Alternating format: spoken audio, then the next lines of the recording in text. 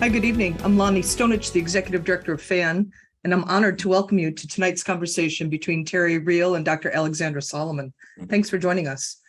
FAN is celebrating its 40th anniversary this year, and we're honored to have the robust support of dozens of schools, nonprofits, corporations, families, and individuals from across the country. We're committed to our vision of an informed and compassionate community, and we'll achieve that vision by presenting fresh ideas that elevate minds, expand hearts, and make the world a better place. We have hundreds of videos of past events archived on our YouTube channel, so please be sure to subscribe to get updates when new recordings are posted. And now for some introductions. Terry Real is an internationally recognized family therapist, speaker, best-selling author, and founder of the Relational Life Institute. The Institute offers workshops for couples, individuals, and parents, and a professional training program for clinicians. Terry is the best-selling author of I Don't Want to Talk About It, Overcoming the Secret Legacy of Male Depression, published in 1997.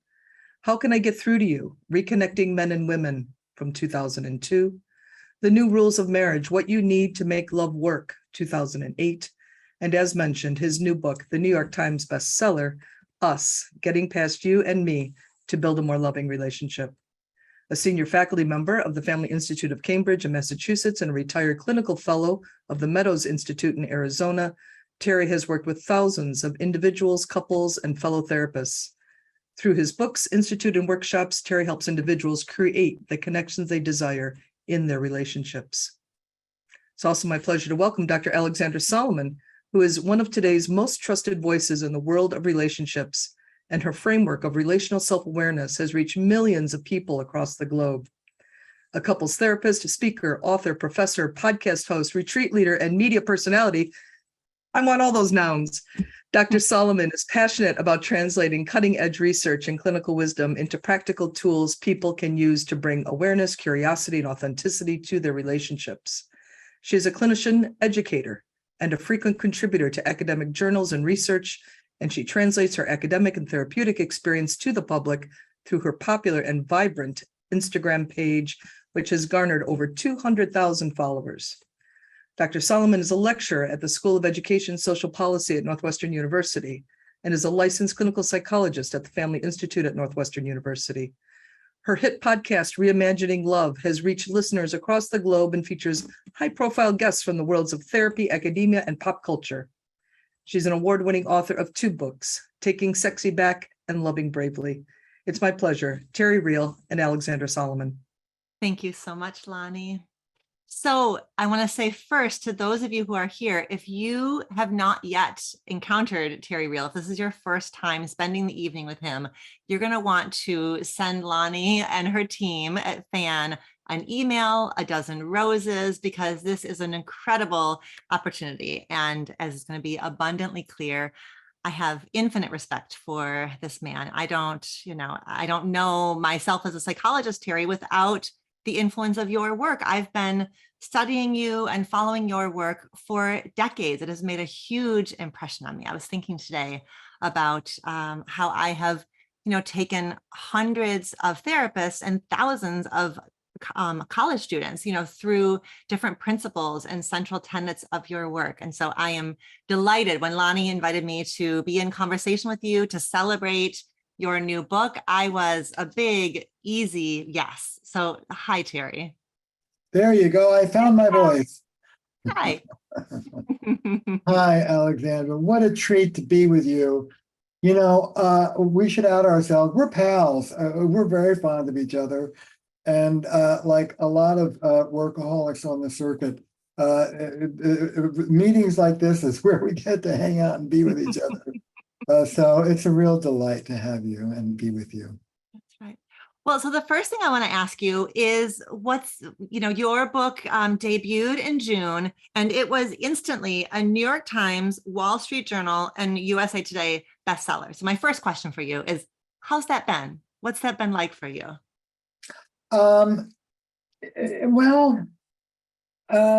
It's fine. It's great. Let me just say this. It's better than if I hadn't made the list. I'd probably be giving myself a hard time. It's lovely to be in the club. It's beautiful to have the response that I've had. Look, I believe we are currently in very divisive times. All of us living our lives trying to love each other and be healthy, have healthy relationships to ourselves and the people we care about in, as you know, what I speak of as a patriarchal, individualistic, anti-relational culture. And so we've never wanted more from relationships than we do now. And we're in tough times. We really want to be lifelong lovers, I believe. The bar has been raised. This is historically new. Our grandparents didn't care. Companionable was good enough, but we want great sex and heart-to-heart talks, and we just don't have the skills in this culture to pull off this historically new ambition. I want us to rise to the occasion and think in new ways, have a new vision, a new map, and new tools to realize this historically new dream of really a lifelong lover romance. Yeah. Well, and the way that you do that, you really start with our interior. You really want us to examine the impact of our early experiences to make sense of what was handed down to us in the families that we grow up in. And then you want us to also understand and critique and think critically about the culture that we're in. So I was in the foreword of your book is written by, Bruce Springsteen, because who the heck doesn't have their book, forwarded by Very beautiful forward too, by it's the a way. beautiful forward. It's a beautiful, and he describes your writing as loving and kind, clever and strong. And that lands for me, definitely. So I want to read to you my very favorite, all-time favorite Terry Real piece of writing and have you start us there, because this really is one of the kind of core nuggets of your work, which is family dysfunction rolls down from generation to generation like a fire in the woods, taking everything in its path until one person in one generation has the courage to turn and face the flames. That person brings peace to their ancestors and spares the children that follow. Yes, beautiful quote, isn't it? And I call the person who does that work a hero. This is heroic work. To be personal for a minute, as those who know my books know, because I write about it, my first book was about male depression, and I wrote a lot about my own depressed, violent father and my own trauma and depression and working my way through that. I say I am the son of an angry, depressed man. He was the son of an angry, depressed man. I have two boys now, 32 and 35, and neither of them say that. And that is the greatest work of my life. Changing the, it's interesting. We talk a lot about the American dream. Now, what is the American dream exactly? The American dream is the dream that you will give your kids a better life than you had. And we normally think about that materialistically. They'll get better education, they'll have better jobs. But I think about it psychologically. Are our kids going to be more whole, more open-hearted, have better relationships? How do I change the legacy, the defaults that were handed down to me, and offer the next generation better defaults? I don't know more important work to do with one's lifetime than that. No, and so everybody who is here, everyone who's here is already the hero or is showing up tonight in the hopes that they can begin to be the hero. And does not matter if you're here and you're 18 years old or 38 years old or 58 years old. It is never, ever, ever too late to start. And I love that, the term you use in your book is psychologically upwardly mobile. And so Yes. I love that idea that our kids, get to be psychologically upwardly mobile when we have the courage to do this work and to look at what the patterns that live within us and the cultural messages that do not serve us well. Yeah, it's both. It's what I inherited from my family and what the cultural defaults are and moving beyond them. One of the things I say at the broadest level is we all live under the rubric of patriarchy, changing but far from change. That is a culture of individualism and the culture of patriarchy. And the delusion of that is the water that we fish swim in. I was interviewing the great Gabor Mate for one of my summits, and I said that, he said, it's the old story of the big older fish who's swimming and sees these two younger fish, and as he swims by, he goes, "How's the water, guys?" And they look at each other when he's gone and go, "Water?" What is he talking about? But what I believe is that moving men, women, and non-binary folk into true intimacy with each other is synonymous with moving them beyond patriarchy. Patriarchy wasn't built for intimacy. It was built for production and consumption and stability. This is a brand new desire on our part, and we have to move beyond traditional gender roles for both men and women in order to make this happen. Yep, that's right. That's right. Okay, let's back up and talk about the adaptive child and the wise adult, because this really becomes an idea that guides us through the entire book. And so chapter 1, in fact, is called "Which Version of You is Showing Up in Your Relationship?" And so this is a really big piece of self-awareness that everybody who's here tonight can take away, is this idea that there are really two versions of us, as you explain, the wise adult and the adaptive child, and we all have an adaptive child. So can you define these terms and give us a sense of how do we know which version of self is showing up in a moment with our intimate partner, or frankly, in a moment with our own parents, our own kids, our colleagues, but intimate for sure. Yeah. Well, the first question I asked myself as a therapist is, which part of you am I speaking to? Mm-hmm. Am I speaking to neurobiology? Am I speaking to the prefrontal cortex? The most mature part of the brain doesn't get established until 26 years old. The most mature part of the brain evolutionarily came last as a species. Or am I speaking to a subcortical part of the brain, automatic, flooded? The autonomic nervous system scans the body 4 times a second. Am I safe? Am I safe? Am I safe? Am I safe?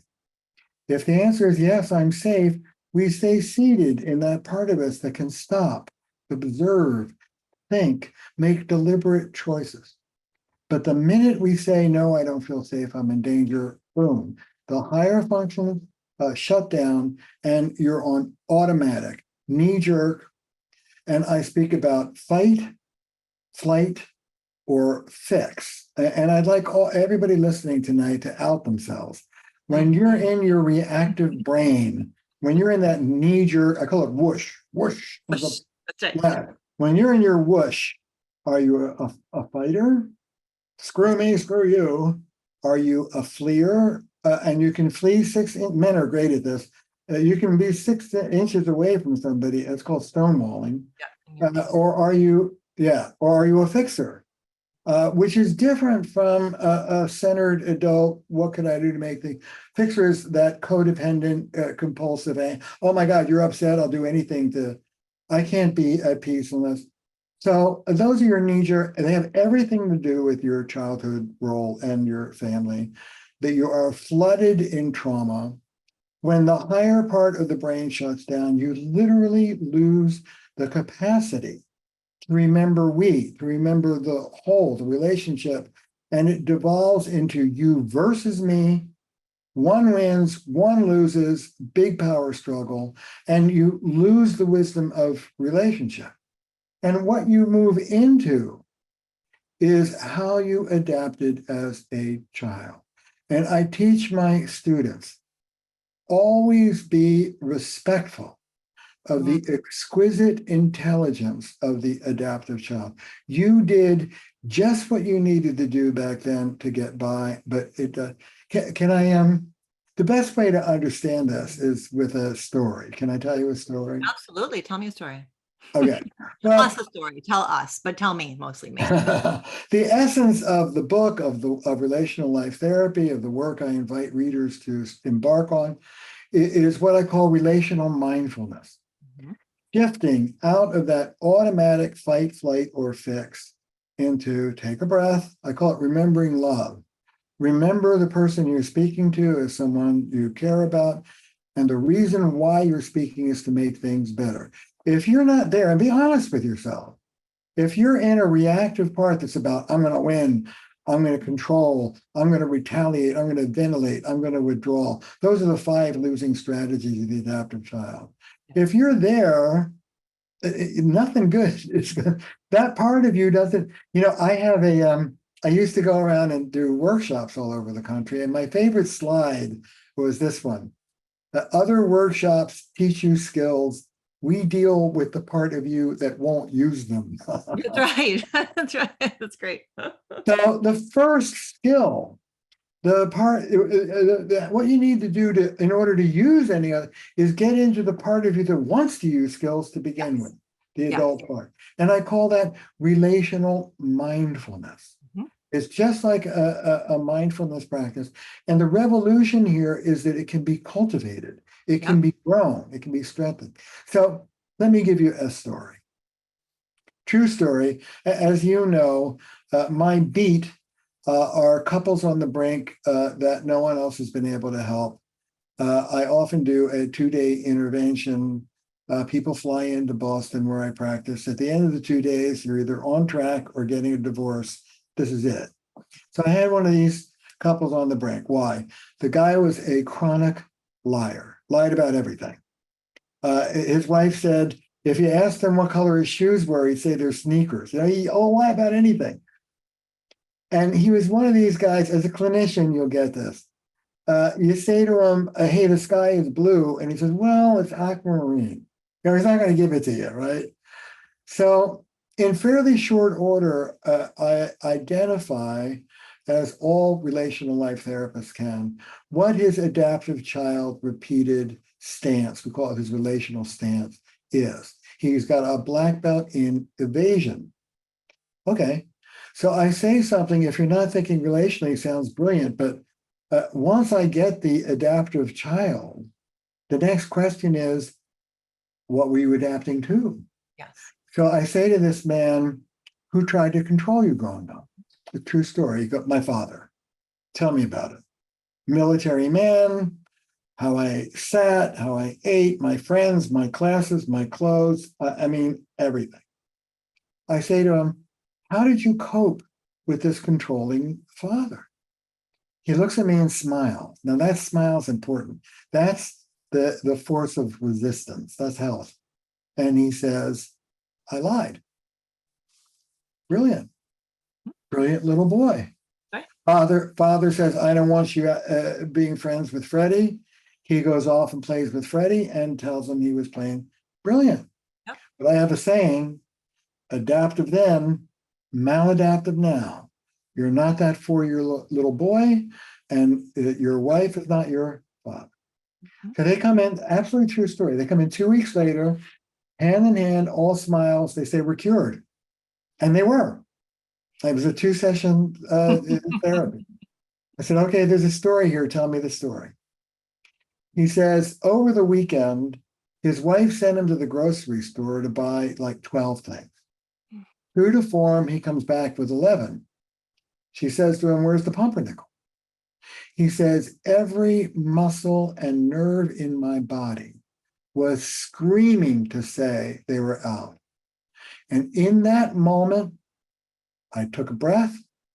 I thought of you, Terry. We therapists can lend our prefrontal cortex to our clients. I thought of you. I looked my wife in the eye and I said, I forgot. And she, true story, burst into tears. And she said, I've been waiting for this moment for 25 years. That's recovery. That's what we're looking for. That is what transforms a person from the same old knee-jerk replay of their legacy to something creative, new, and transformative. That comes through a deep, compassionate understanding of where the maladaptive behavior comes from, right? He didn't lie because you didn't go looking through your DSM for the exact right diagnostic label to give him. You went to the story. When was the time in your life that you needed to do that? That was survival. Yeah. Yeah, that's exactly right.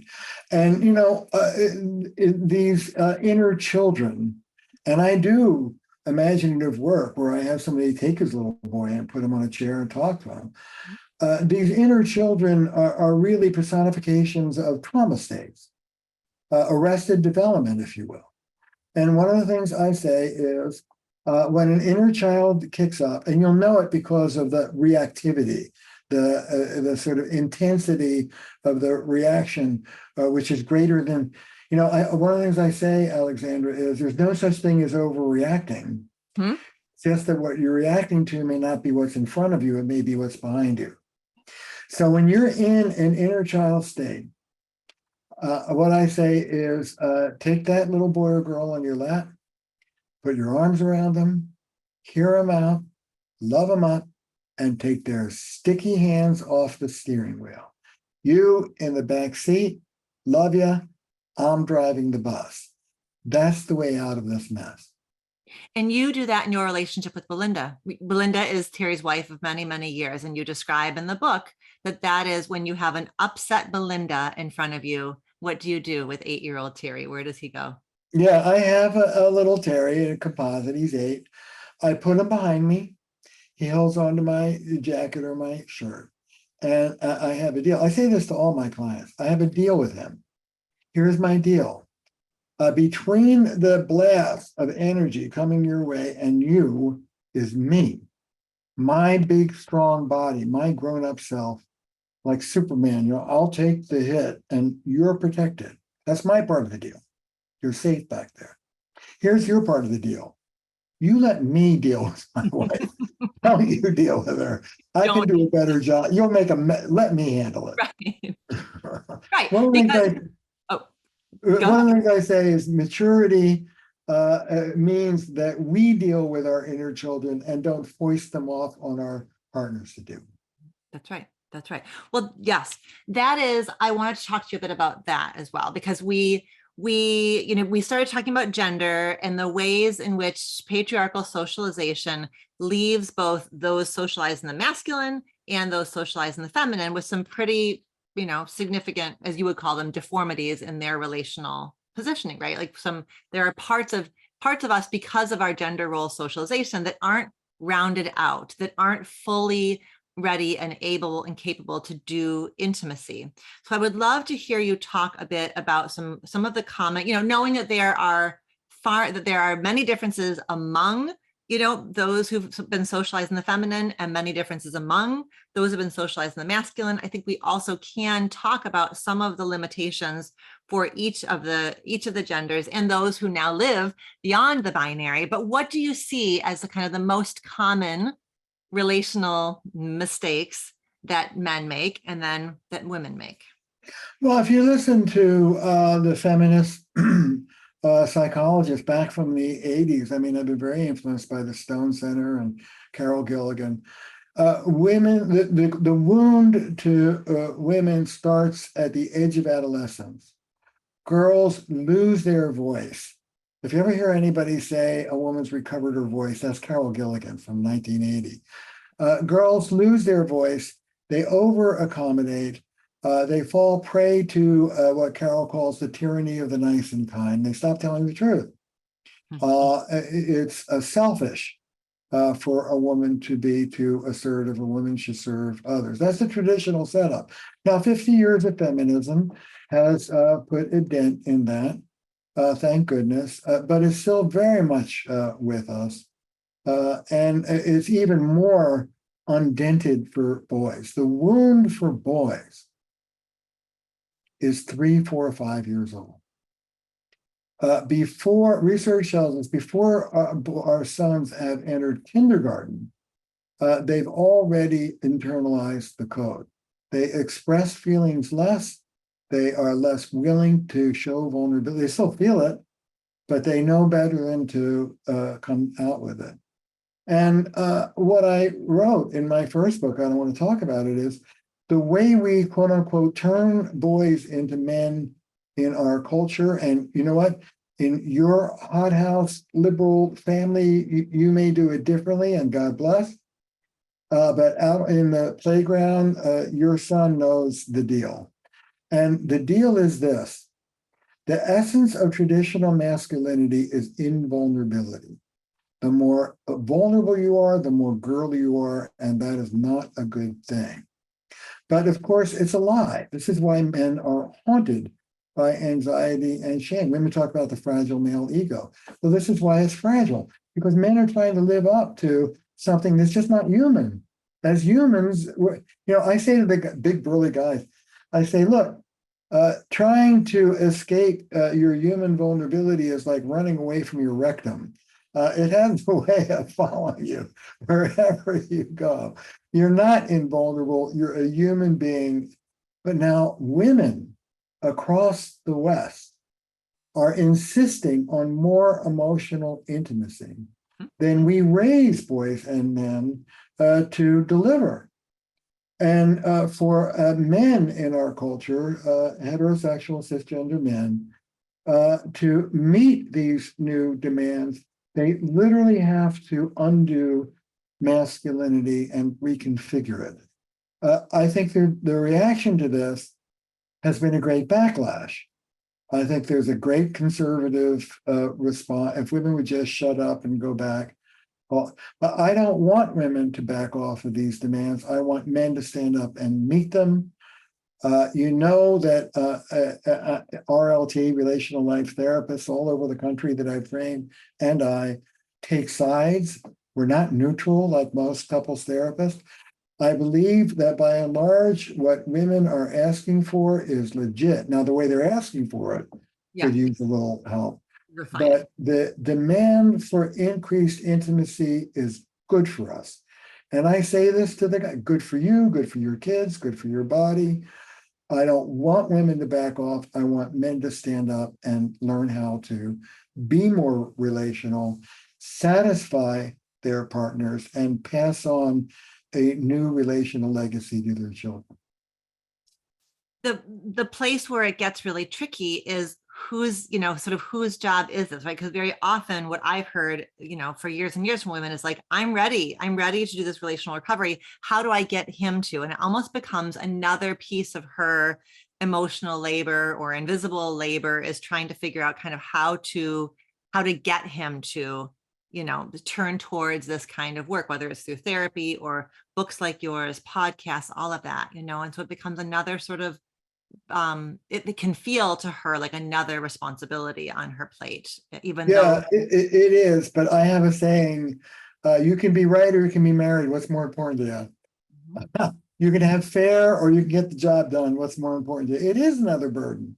Mm-hmm. But what I want to say to women is, hey, I believe you.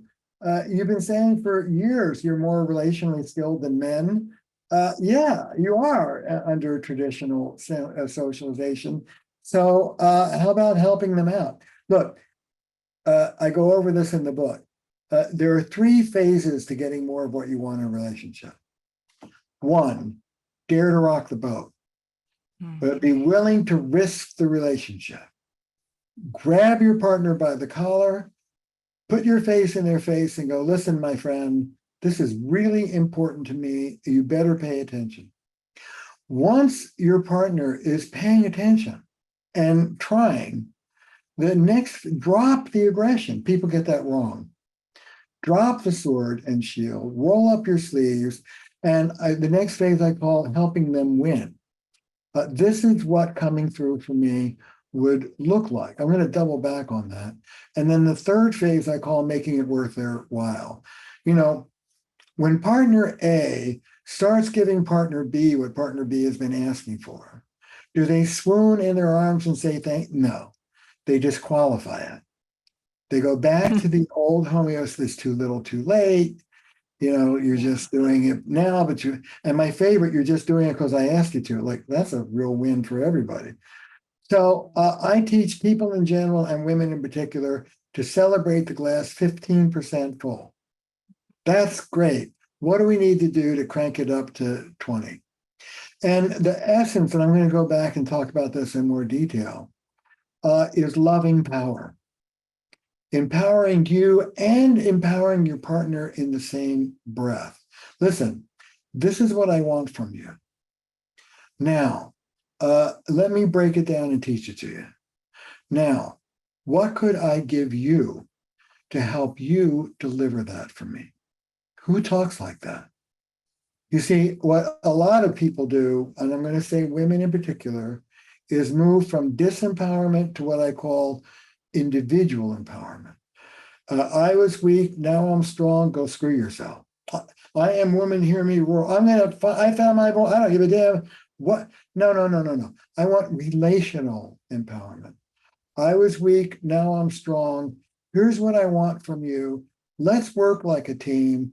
What can I do to help you out? I love you, you love me. Let's do this together.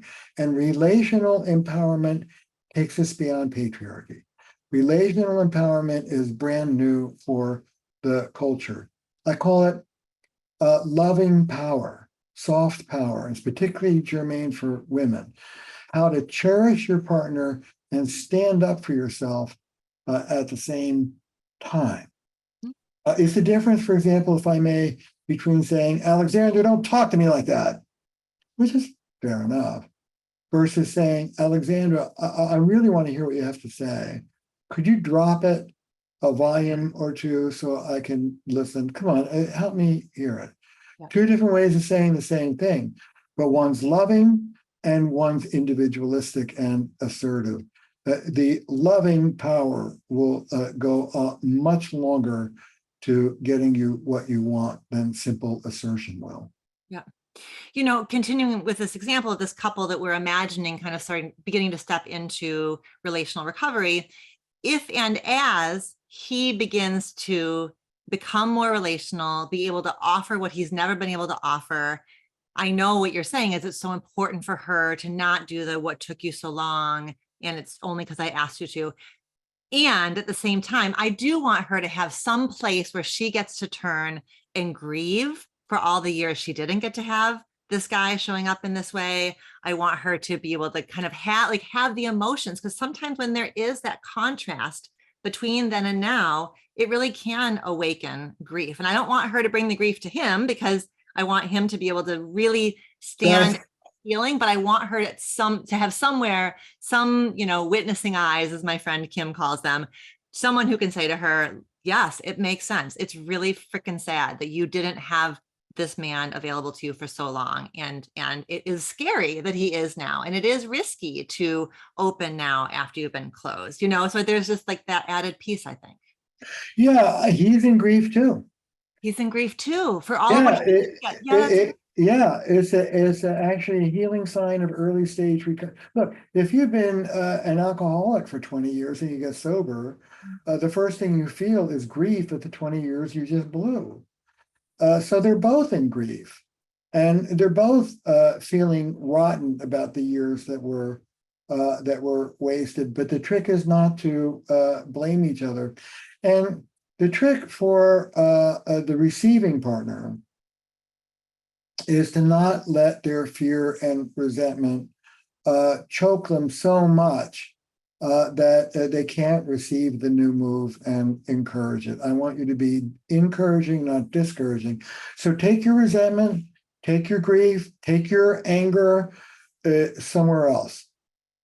And then when you're dealing, it's just like with a child. If a child improves, you don't hit them with how miserable it was before they improved. Nobody in their right mind does that. You say, good, keep going. And then you turn to your buddy and you go, oh my God, fine. And that's all fine. But, one of the things I say, Alexandra, is that you can express yourself or you can work towards solution, but you can't do both in the same moment.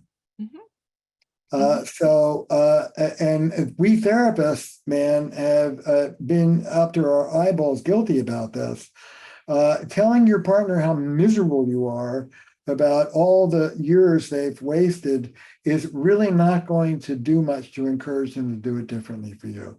So, yeah, express yourself, but in the moment when your partner is actually sincere and trying, dare to receive it and work with it. And that's hard. Yeah. I talk about the marital wound, and I'll say, look, you've been through the wash and wear cycle dozens. Of course, you don't want to hope again, but you can't work on your relationship and be walled off and a sheer cliff at the same time. So I'm sorry, it's not fair, but there's some things you're going to have to do. And one of them is actually receive your partner's good intentions. And one of the things I say is your partner's a rank beginner. I talk about trading assumed bad faith for assumed good faith. They're not an endless impossible jerk, but they are a rank beginner. They're going to fall on their nose a dozen times. Help them get up and give them some support. Why? It's in your interest to do that. You live with them. That's right. That's right.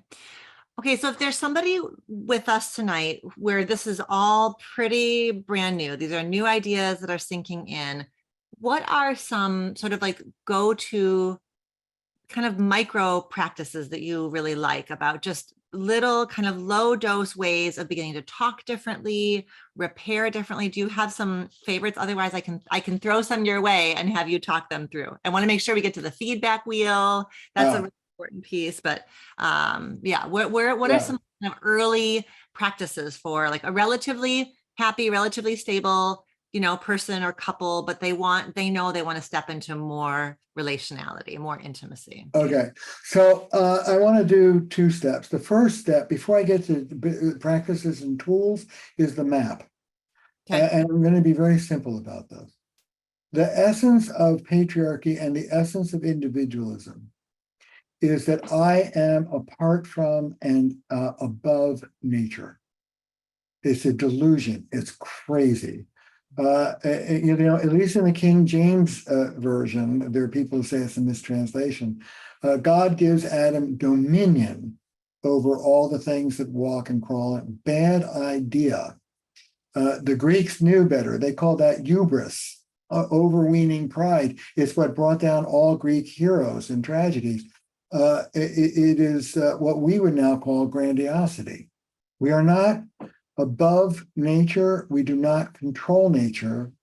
Whether the nature that we're trying to control is our partners, sit down, shut up, and do what I tell you, our kids, our bodies, I've got to lose 10 pounds, our minds, I've got to be less negative, another race, another country, another gender, another sexual choice.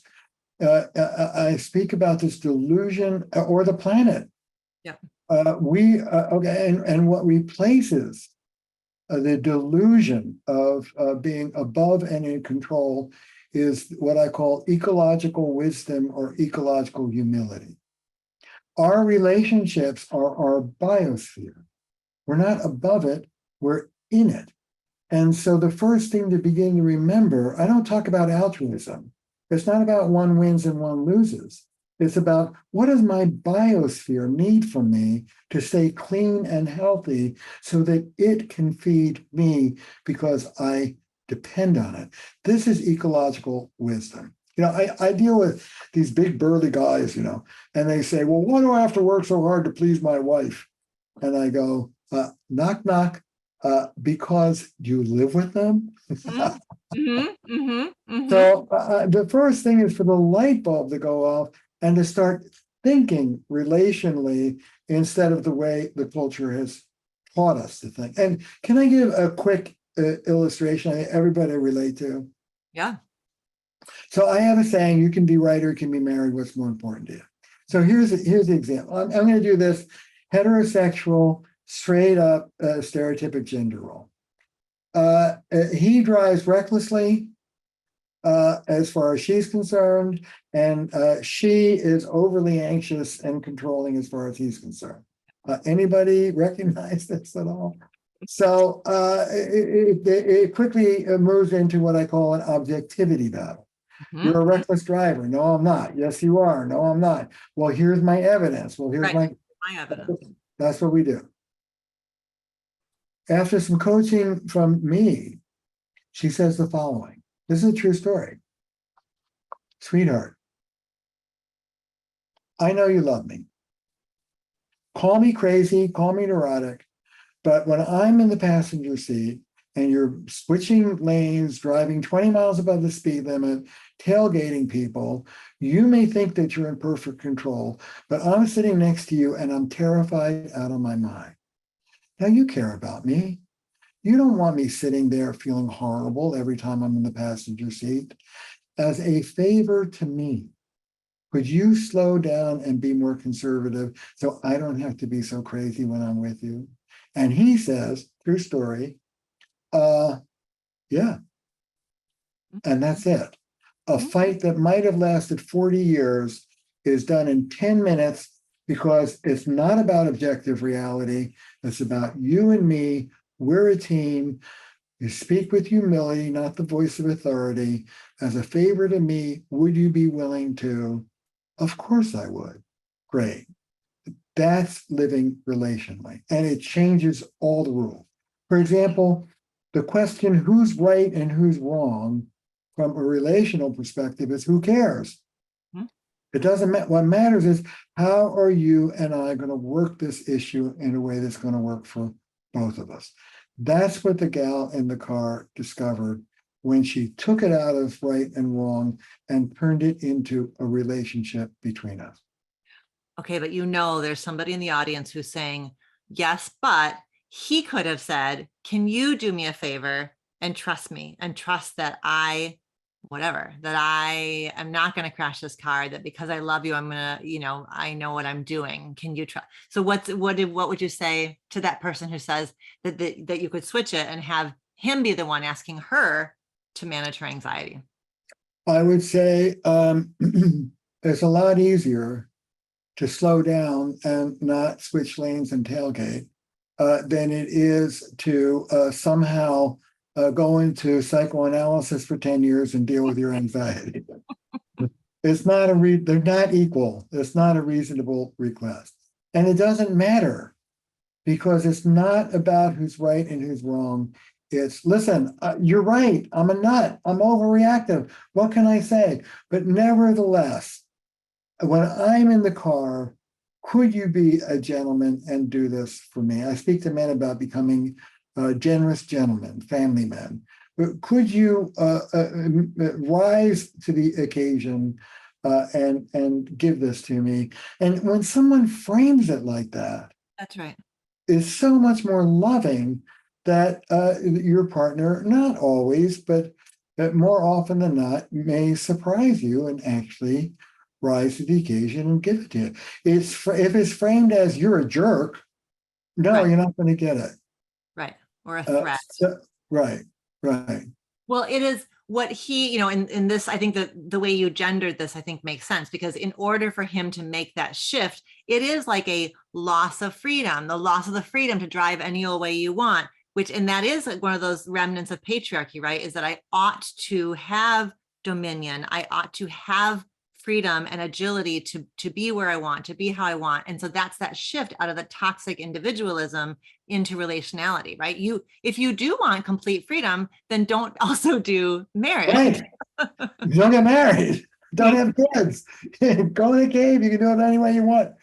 I was doing therapy with a bona fide rock star, and I had to call the family on a Sunday, and his wife got him. And he picked up the phone and he said, guess where I was? Okay, I'll bite. He said, well, being a rocker for many years when I was married, even after the kids were born, I'd get on my bike. Sundays were mine. I'd get on my bike about 7 a.m. I'd take off and I'd come home about 11 o'clock at night. Here I am about 10 years into fatherhood and marriage. I go, yeah, what were you doing? He said, I was sitting on my bike going, boom, boom, boom. And what I teach people is to ask yourself this question. It's a legitimate question. What is this going to cost me? Yeah. If your partner wants your kid in military academy and you want your kid in a progressive school, well, giving in will really fight it out. It's worth it to you.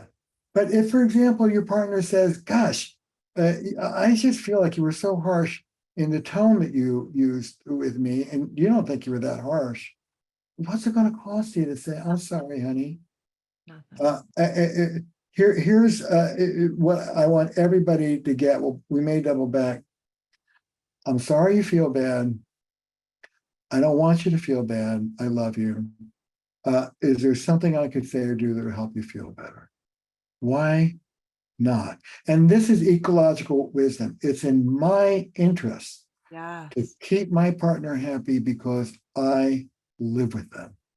Yeah. That is not subjugation of self. There is no loss of self in saying that, right? It is not, you don't become a doormat when you say, I'm sorry that I hurt you. How can I make it better? Like that's I think what our ears are very often trained to hear is that puts us one down somehow, or that is a loss of self somehow.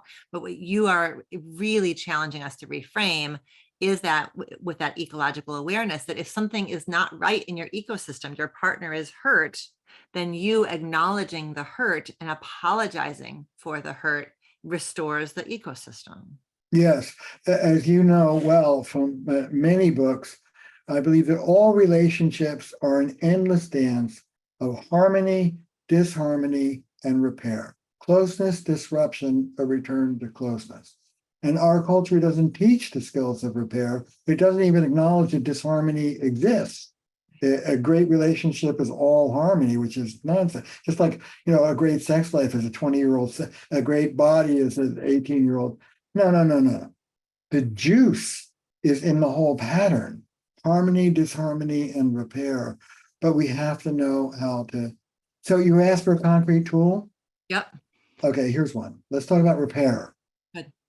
When your partner is in a state of disrepair, you have one goal if you're awake and alive, which is, what can I do to help this person get back into repair with me? Why do I want them in repair with me? Because I want to have a nice evening. That's why. It's in my interest. Now, when you complain about me, in our individualistic culture, we go to two references. The first is accuracy. Well, yeah, that sentence Alexandra said was right, but that's not right, and that's half right. We're rebutting in our minds, if not out of, we're not listening. The second reference that we go to is ourselves. I can't believe what a pain in the ass I have to listen to this crap. Okay, I teach people, let go of both of those references and trade it in for this. If you're listening, grab a pencil. Trade it in for this. Compassionate curiosity about your partner's subjective experience. Compassionate curiosity about your partner's subjective experience. I can't believe you yelled at me. I feel so bad. I don't think I yelled at her. Okay, listen, I'm sorry you feel bad, honey. Tell me what that feels like. And then the golden question, is there something I could say or do that would help you feel better? That's repair. It's a one-way street. Everybody in our culture gets this wrong. This is not a dialogue. Mm-hmm. This is not, well, these are your issues. Let me tell you about my issues. I teach people, when your partner is in a state of disrepair with you, you're at the customer service window. That's right. Somebody comes to you at the customer service window and says, my microwave doesn't work. They don't want to hear you say, well, my toaster doesn't work. Right. They want you to fix their damn microwave. Tend to your partner, bring them back into harmony with you, and then go make a cup of tea. Your issues, fine, we'll get to them, but it's not your turn. Tend to your partner. It's a one-way street. Nobody in our culture does that unless they're taught. Yeah. But that second part, I think that can help motivate people. Like I will be better positioned to be the customer service and to tend to the way in which you are hurt by my behavior, if I remind myself, this is not the only repair opportunity in the entire history of our relationship. I repair with you right now because you are the one upset right now. You have the issue with what I said or did right now. And that stands on its own as a one-way situation for now. And if this goes well, then there may be a time where I come back around and I say, hey, Terry, are you available to listen to something that I'm struggling with, right? And I stack the deck in my favor to invite you to be the customer service window for me by modeling that I can be the customer service window for you. When you have a concern, when you are upset, I can be present to you and I can handle that repair. What goes around comes around. You take care of the relationship. It's not about your partner. It's not about giving in and being controlled to your partner. That's that individualistic me versus you thinking. You take care of your biosphere with the understanding that your biosphere will take care of you. Tomorrow, the next day, you'll be in disrepair, and the generosity that you showed your partner will come back at you. And conversely, your lack of generosity would also come back at you. That's right. Okay, well, let's talk about I think this is a really good segue into the feedback wheel, because if we are in a moment where, you felt hurt by something I've done, you are priming me to be in a good position to repair with you if you bring up your concern using the feedback wheel, right? So can you talk us through how to raise a concern in a way that maximizes the chances that I'm going to be a good customer service representative? Yeah, this is from my mentor, Pia Melody, and from her mentor, Janet Hurley, is the first person who came up with it. First of all, before you use the feedback wheel, do that relational mindfulness. I say the first step in repair is getting into the part of you that wants repair, versus grinding them under the heel because they're a shit and they deserve it, or proving that you're right, or any of those other agendas. So I call it remembering love. Somebody said, wait, why am I talking? Am I talking to prove I'm right or ventilate, or am I really talking to make things better? And be honest, if you're not in that place, that's fine. You're in your adaptive child, but take a break. I'm a big fan of breaks. Take a walk around the block, splash some water on your face. Don't try and communicate tough issues with your partner. If you're in that reactive, adaptive child, it ain't going to go nowhere. So the first step is, okay, do I love this person? Am I really speaking to make things better? Yeah, I am. Okay, good. Go ahead. The next step in the preamble is to ask. Don't just core dump. Make a contract. I've got an issue to clear. Is it okay time? Okay, sure. Good. That's a contract. Good couples live and die by contracts. The contract is there to protect you. If your partner says, yeah, go ahead, it's going to be a lot harder for them to turn around and act like you victimized them. So take a moment and get their agreement. Now you're ready to go. There are 4 steps to the wheel. This is what happened in my reality, could be different in yours, but these are the facts. This is the story I told myself.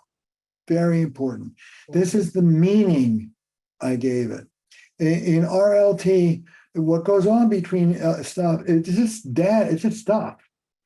Our brains then tell ourselves a story about what just happened. And then the story will determine how we feel about it. Affect follows cognition. Wednesday, I'm on the way out the door. My wife says, have a nice day. I feel warm and cozy. Wednesday night, we have a fight. Thursday morning, she says, have a nice day. I tell myself a story. She's being a sarcastic witch. And I have a very different set of feelings about it. In relational work, you take responsibility for the story that you're telling yourself. What I made up is. Third step, how I felt about how I feel about it. And when you use feelings, You get this all as a couples therapist. And I got a lot of feelings. I went, okay, good. You this and you that, and you that, and you that. Not a feeling. And I go, tell me when the feelings are going to start. When you say, I have a feeling, I feel, and then feelings. Joy, pain, anger, fear, shame, guilt, love. It's in the book, primary feelings. And then the fourth really critical part is the actual repair. This is what you could say or do that would actually help me feel better. We lose that in normal. We'll tell them what's wrong, but we won't even tell them what right would look like. That's right. Give them a chance to make it up to you. And if they do a half-assed job, fine. Congratulations for trying. Don't be perfectionistic, accept the repair. And then I want one more point. When you do share your feelings, don't share your go-to feelings. If you're used to big, mighty feelings, soften up. If you're used to little scared feelings, toughen up, find your power, lead with a different feeling. It will change the interaction. Yeah, wonderful. Oof. Hi, Lonnie. Alexandra, Terry, that was just absolutely fabulous. And I put in boldface on my notes, compassionate curiosity about your partner's subjective experience. Mm-hmm. It's now memorialized in my notes in all Good. caps and boldface. Keep that in mind. We are on very short time here, so I don't think we're actually going to jump into any questions, to be honest. I want to remind folks about after hours, which will be starting at 8:05 Central in just a few minutes. How incredible that both Alexandra, brilliant therapist herself, and Terry together in after hours, where you can ask your own questions of them, hear their feedback. They do, not only are they therapists, but they also play one on TV. So what a treat for everybody here. It's going to be so amazing. We have been putting into chat here how to get into after hours. It's really pretty straightforward. Buy a copy of Terry's new book, Us. It's a fabulous book. There's been so much wisdom conveyed tonight. I'm very grateful to you, Alexandra, for your great preparation. I know the two of you know each other for some time, so maybe on a certain level it was kind of easy for you. But boy, so many nuggets all throughout the entire conversation. We're very, very, very grateful. So thanks everyone for coming tonight.